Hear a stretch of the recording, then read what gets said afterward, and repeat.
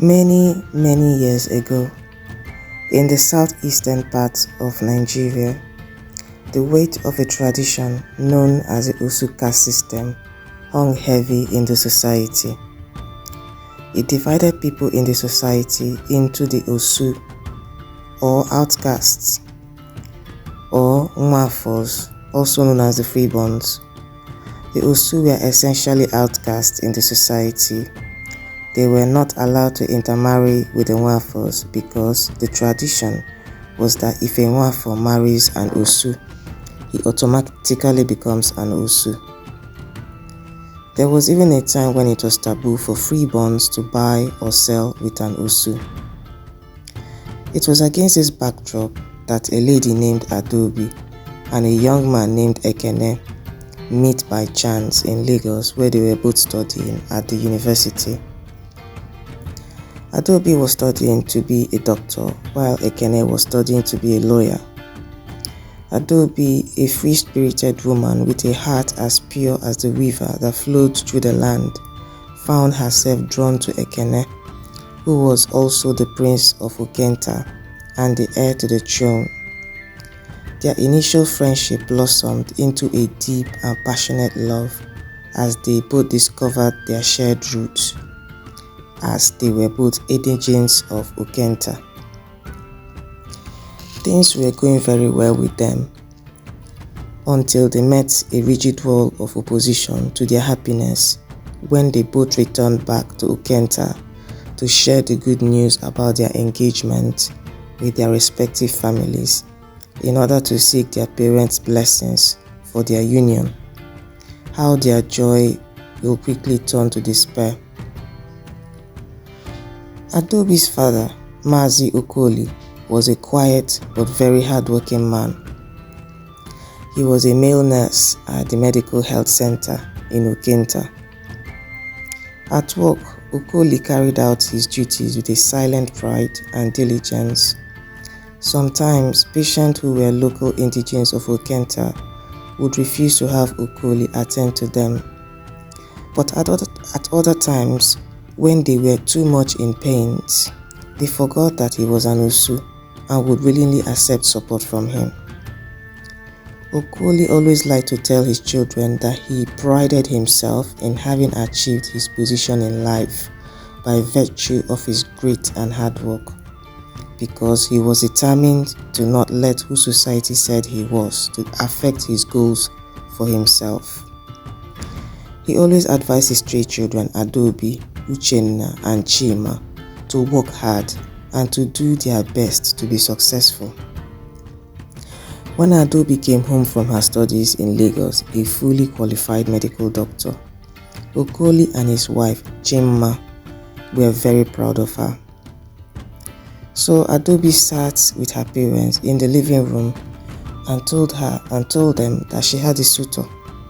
"Oh, Ada, that is good news," her mother exclaimed. "Who is he?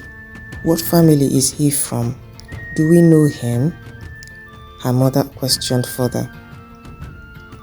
"Yes, Mama," Adaeze answered. "His name is Ekene, the first son of the Igwe of Okenta." Okoli and Chima looked at each other and then fell silent. "Is everything all right?" Adaeze asked, looking at both of her parents. Her father was shaking his head, but finally he spoke. He said, "Ada, you won't be able to marry that young man." Adaeze was shocked. "Papa," she said, "why not? I don't understand. Why can't I marry Ekene?" After a long silence, Chima spoke. She said, "Ada, because the king will never let his son to marry an Osu." "What?" Adaeze exclaimed. "What do you mean by that?" "Ada," her father said, "please calm down. Your mother and I have tried our best to shield you and your siblings from the reality of our heritage as Osu in this town, which is why we sent you to Lagos to live with our relatives, to grow up away from here without going through the same experiences that we have had. I will tell you a story that my father told me about how our ancestors came to be Osus in this town. Many years ago, when the 3 villages that make up our town were at war, a lot of people lost their lives, captives were taken on both sides of the war, and many of the captives got sold to the European sojourners who had just discovered our land. Many of the people who were taken never came back. My great-great-grandfather Ojadike, being a man who was determined to defend and protect his family, decided to dedicate himself and all his household to Adaeze Okenta for safekeeping. As soon as he did that, word went out throughout the village that Ojadike and his family were now properties of the Adaeze. Hence, anyone who touched them would incur the wrath of the deity. So Ojadike and his family became the first Osu in Okenta, and it was declared by the king that henceforth no Nwafo was to trade with the Osu or intermarry with them or risk becoming an Osu themselves. So Ojadike and his family became servants of the Adaeze of Okenta. They were given a portion of the offerings that devotees brought to the shrine to live on. They lived in the shrine for a while until they were given a settlement at the outskirts of the land to set up their dwelling, and that is how things have been since then. Okoli then went further to share with Adaeze how difficult it was for him growing up as a child in the town of Okenta, how he was discriminated against by the Nwafos in Okenta town. He said that there was one particular incident when a freeborn boy he was friends with, named Adaeze, was nearly beaten by his father to the extent that he was bleeding just because he was found playing with Okoli. So both him and Adaeze learned to avoid each other. A few years later, he fell in love with a lady he met in his first year of nursing school. He and her would secretly meet to spend time together, till one day her brothers found out that he was an Osu, and they nearly beat him to death, but for the timely intervention of his now wife's father. So, my daughter, Okoli continued, it's a very difficult situation you are in, especially since Ekene is a prince. Adaeze burst into tears and said, so this means I can't marry Ekene? And Okoli sadly shook his head and said, I'm afraid so, my daughter, you can't marry him. Meanwhile, in Ekene's home at the palace of Okenta, Ekene is sitting in a living room with his parents Igwe Okenwa and his mother Lolo Uju, and they were celebrating Ekene's successful graduation from a law degree at the university in Lagos. Ekene said to his father, the Igwe, Papa, I also want to inform you that I met a beautiful daughter of Okenta town while I was in Lagos, and I really love her. I would like to get married to her as soon as possible. The Igwe was happy, and he said to Ekene, that is good news, my son. But you know, as our customs and traditions demand, we need to investigate her family to make sure that they don't have diseases or madness that can be passed through the bloodline. So tell me, this girl, what is the name of her father, and which of her villages is she from? Papa, Ekene said, her father's name is Okoli, and they come from the Uzani village. In fact, her father is very well known. He's the only male nurse at the medical center in our town. The Igwe looked at Ekene incredulously and asked, do you mean Okoli the nurse? Yes, Ekene replied. The king shook his head and said, my son, that family is Osu. You cannot marry from there. Ekene, as the heir to the throne of Okenta, already knew who an Osu was, even though it was a practice that he did not agree with. Ekene was shocked to learn that his love and marriage plans to his beloved Adaeze was being threatened by this age-long cultural practice. Ekene, my son, Igwe Okenta continued. Before you came back from Lagos, your mother and I wanted to tell you, but I think now is a good time. My friend Igwe Omekanaya, the king of Ibato, has agreed to give his daughter, Princess Uloma, in marriage to you. Ekene shook his head and said to his father, Papa, it's Adaeze I want, nobody else. Igwe Omenka was infuriated and he said to his son Ekene, listen to me, young man, it has never been done by any of my ancestors and it will not start in my lifetime that the king of Okenta or any of the offsprings of the royal house of Okenta will marry an Osu. That is a union that will pollute our bloodline. It is a sacrilege and I will not allow it. A few days later, Ekene and Adaeze met to discuss the outcome of their announcements to their families. Adaeze, with tears streaming down her face, related to Ekene the stories that her parents had told her and how she had just come to the realization that for her whole life, her parents had gone through so much and had been the object of such discrimination in a land where they called home. It was also a realization of how much her parents had been shielding her from the ugly reality about her heritage in order to give her siblings and her a normal childhood as possible. Although Ekene knew what it entails for a person to be an Osu in Okenta, he had never come face to face with the reality of it like what he was experiencing now.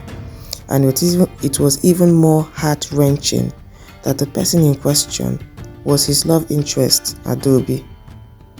Ekene was more determined then to see his love through because he decided that he would give up his claim to the throne if he came to that. He was ready to elope back to Lagos and secretly marry Adaeze. Igwe Okenwa, knowing his son Ekene to be a very headstrong and determined young man, decided to also make plans to forcefully dissuade Ekene from polluting the royal bloodline by marrying this Osu girl Adaeze. So the Igwe sent his guards to Adaobi's father's house to arrest him and to bring him to the palace for a warning.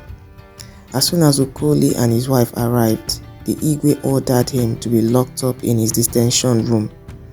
Chima broke down in tears and pleaded for mercy for her husband. The king then advised her to make sure that she keeps her daughter away from Prince Ekene because the royal bloodline will never be polluted by an Osu, and if Adaeze adhered to the wishes of the king, in due course her father Okoli would be released. A few weeks before Prince Ekene returned back to Okenta, Princess Uloma, King Okenwa's preferred choice for Prince Ekene, had visited the palace. She was very rude and impatient with the palace staff, especially the maids. Hence, they didn't like her very much. So when the king locked Mazi Okoli up, one of the palace maids informed Prince Ekene while serving him. What? Ekene fumed, so he went to confront his father, the Igwe. As they were still talking, the king collapsed. Ekene shouted for the guards to come and help him, and they put the Igwe in a car and drove him to the hospital. At the hospital, Ekene was informed by the doctor that his father was seriously ill and required an immediate blood transfusion. However, his blood type was rare and there was no matching type available. The town crier of Okenta was then asked by the chiefs and Ekene to announce the situation in the town of Okenta and to invite anyone who is willing to go over to the hospital and donate some blood to the Igwe. The Igwe was a beloved monarch to his people. the town of Okenta under his reign has seen a lot of progress and prosperity. So as many people that heard about the Igwe's need went to the hospital and tried to donate some blood, but a matching blood type was not found. A few days later, Adaeze came to the hospital. Her presence and words of support gently soothed away Ekene's worries over his father's health. She also offered to donate her blood. The doctors ran the test on her blood, and to everyone's amazement, her blood was a match. Adaobi's rare blood type became the only hope for the king's survival. So Adaobi went ahead to donate her blood to the king, the man who represents the institution that stood in the way of her happiness. After about a week, the king was doing much better and was now well enough to return back home to his palace. Upon his return back to the palace, he released Okoli from detention and sent him home to his family. The Igwe then summoned the chiefs of Okenta for a meeting, and he informed them at the meeting that his life was saved by the blood donated by an Osu girl. The Igwe hence started a discourse that would take him and his chiefs weeks to arrive at a decision. The question the Igwe wanted an answer to was, does receiving blood donated by an Osu, did this make him also an Osu? Because falling sick to the extent that he required a blood transfusion before he could be cured was not something he ever envisaged would happen to him. Neither did having a rare blood type that he shared with an Osu. This is the unjust nature of segregation, when individuals are categorized and treated differently based on factors such as birth or social status. And under this very system that seeks to uphold divisions among people, it has always crumbled when faced with the reality of human interdependence. It shows the absurdity of a society that claims people are superior or inferior based on factors beyond an individual's control. It challenges the legitimacy of such oppressive structures. So the king continued speaking. He shared with his chiefs that his near-death experience showed to him the universality of humanity and that it transcends artificial barriers. So there is the need for equality and justice for all, regardless of background or social standing. Another line of thought that was raised by one of the chiefs who spoke about the fact that when the white men first came to Okenta and set up the school and the church, well-to-do families declined to send their children to school as they saw it as a waste of time that could be used for working in the family's enterprise, which was mostly farming. Hence, the school was left to the Osu children, who ended up doing well and becoming professionals in the field of science, medicine, etc. Hence, the Osu were upstanding, respectable members of the society. The discussions between the Igwe Omenka and the chiefs of Okenta took 3 whole weeks to conclude. At the end of the 3 weeks, the Igwe and his chiefs unilaterally reached the decision that if the Igwe could accept blood donated by an Osu to treat his ailment and aid his recovery, then Ekene should be able to marry Adaobi regardless of the fact that she was labeled by their society as an Osu. So the Igwe summoned Okoli and his family and apologized to him for locking him up, and also formally thanked Adaobi for donating her blood to aid his recovery, and also for not repaying the evil he and the town had done to her and her family for many years. The Igwe and his council then decreed that the Osu caste system was therewith banished from the kingdom of Okenta. This meant that Adaobi and Ekene were finally allowed to marry. On the day of their marriage, as they stood hand in hand, their hearts overflowed with love and gratitude. Their dream was finally coming true in a ceremony that transcends the boundaries of caste and religion. Their union symbolized the triumph of love over the customs and traditions and the promise of a brighter future for their town. So together they stood as beacons of hope and resilience to other people who were formerly called Osu, who were now looking forward to life devoid of discrimination. Ekene enjoined all the people of Okenta, calling them to join into the quest for justice and equality and the abolishment of the Osu caste system, not just in Okenta, but also in the whole of eastern Nigeria. Eventually, the Osu caste system was abolished from eastern Nigeria in 1956. However, it's a known fact that there are still people who are still being discriminated against as Osu. One of the things I would like us to take note of in this story is that not all customs or traditions are bad. However, there are a lot of evil traditions that we practice that were born out of accidents or mistakes of history. And there are people who are still being negatively impacted by these traditions till today. Now, although it is easier or safer to join the majority to be wrong, if people decide to join the unpopular few who are brave enough to stand up to evil, with time, good will surely prevail over evil and our society will be better for it. Now, let's do trivia time. Do you know who a town crier is? You will notice that in this story, the news about the king needing blood donors was spread in the town by a town crier.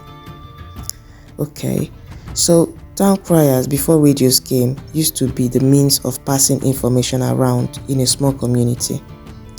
Thank you so very much for following me on this story. Please make sure that you share it.